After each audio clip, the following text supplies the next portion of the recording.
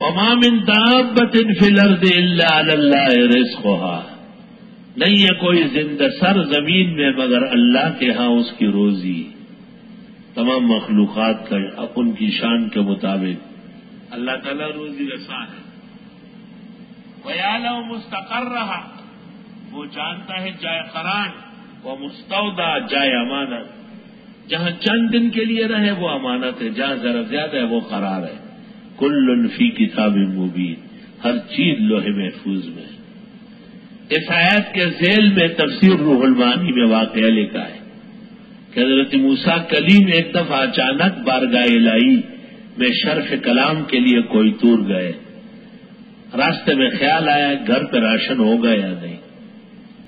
حق تعالیٰ نے کہا موسیٰ پتھر مار، مارا اور مار اور مار اور مار اور مار، اخیر میں جو ہے نا ایک چھوٹا پتھر نکلا، کہ اس کو توڑ دیا، ایک کیڑا نکلا، وفی فیہ نبت طری، اس کے منہ میں ہری گھاس تھی، اس پر شبنم کا قطرہ ہے، یہ کھانا اور یہ پینا، یہ بوتل بھی ساتھ ہے ٹھنڈے پانی۔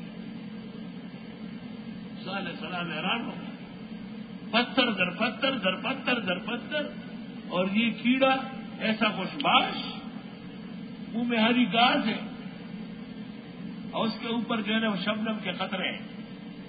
کہے موسیٰ چھوٹی سی مخلوق کچھ کہنا چاہتی ہے، کان قریب کرو۔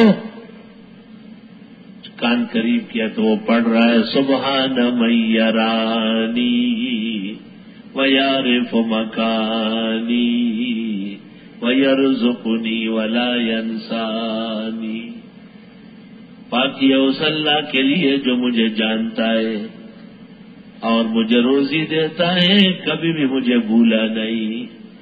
وما من دابة في الأرض إلا على الله رزقها ويعلم مستقرها ومستودعها كل في كتاب مبين۔